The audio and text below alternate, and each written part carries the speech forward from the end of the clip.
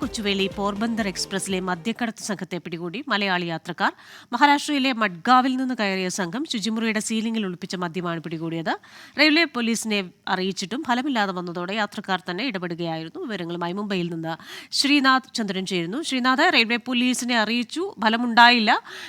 ഈ മലയാളി യാത്രക്കാർ മദ്യം പിടികൂടി. ഇനിയുള്ള നടപടി എന്താണ്? ഇനി എന്തായാലും ഇതിൽ ഇടപെട്ടല്ലേ പറ്റൂ റെയിൽവേ പോലീസിന്? റെയിൽവേ പോലീസിന്റെ ഭാഗത്തു നിന്ന് പോലും ഈ മാഫിയയോടൊപ്പം ചേർന്നുള്ള പ്രവർത്തനങ്ങൾ ഉണ്ടാകുന്നുണ്ട് എന്ന് സൂചിപ്പിക്കുന്ന തരത്തിലുള്ള കാര്യങ്ങളാണ് ഇപ്പോൾ വെളിപ്പെടുന്നത്.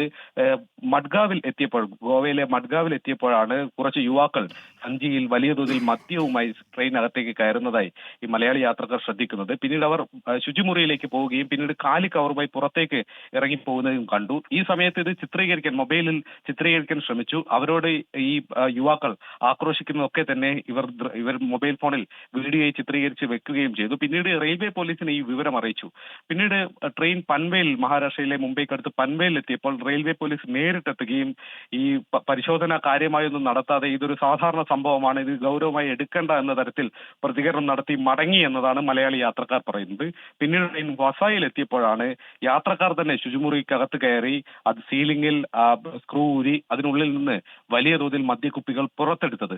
അതിനുശേഷമാണ് റെയിൽവേ പോലീസ് വീണ്ടും വസായിലേക്ക് വരികയും അവിടെ നിന്ന് ഈ തൊണ്ടി മുതലൊക്കെ തന്നെ കസ്റ്റഡിയിൽ എടുക്കുകയും കേസ് രജിസ്റ്റർ ചെയ്യുകയും ഒക്കെ തന്നെ ചെയ്തത്. അങ്ങനെ റെയിൽവേ പോലീസിന്റെ വിവരം അറിയിച്ചിട്ട് പോലും ഇത്തരമൊരു മദ്യക്കടത്ത് സംഘത്തിനെതിരെ നടപടിയെടുക്കാൻ അവർ മടിച്ചു എന്നത് ഞെട്ടിപ്പിക്കുന്ന ഒരു കാര്യമാണ്. മദ്യം പോലെ തീപിടിക്കാൻ പോലും സാധ്യതയുള്ള ട്രെയിനകത്ത് കൊണ്ടുപോകാൻ അനുവാദമില്ലാത്ത ഒരു വസ്തു ഇത്തരത്തിൽ കൊണ്ടുപോയി എന്ന് തെളിവ് സഹിതം റെയിൽവേ പോലീസിനോട് പറഞ്ഞിട്ട് പോലും അവർ നടപടിയെടുത്തില്ല. പിന്നീടാണ് മലയാളി യാത്രക്കാർ ഇതൊരു വലിയ മാഫിയയാണ്, അവരുടെ ഭാഗത്തുനിന്ന് ഭീഷണി ഉണ്ടാകുമെന്ന് തിരിച്ചറിഞ്ഞിട്ട് പോലും ഈ തരത്തിൽ കടുത്ത നിലപാട് അവർ സ്വീകരിക്കുകയും ഈ മദ്യക്കുപ്പികൾ അവർ തന്നെ പുറത്തെടുത്ത് പോലീസിന് കൈമാറുന്ന സാഹചര്യത്തിലേക്ക് കാര്യങ്ങൾ എത്തിയത്. ഇപ്പോൾ ട്രെയിൻ വസായിലാണ്, മുന്നോട്ടുള്ള യാത്ര തുടങ്ങാൻ പോകുന്നു.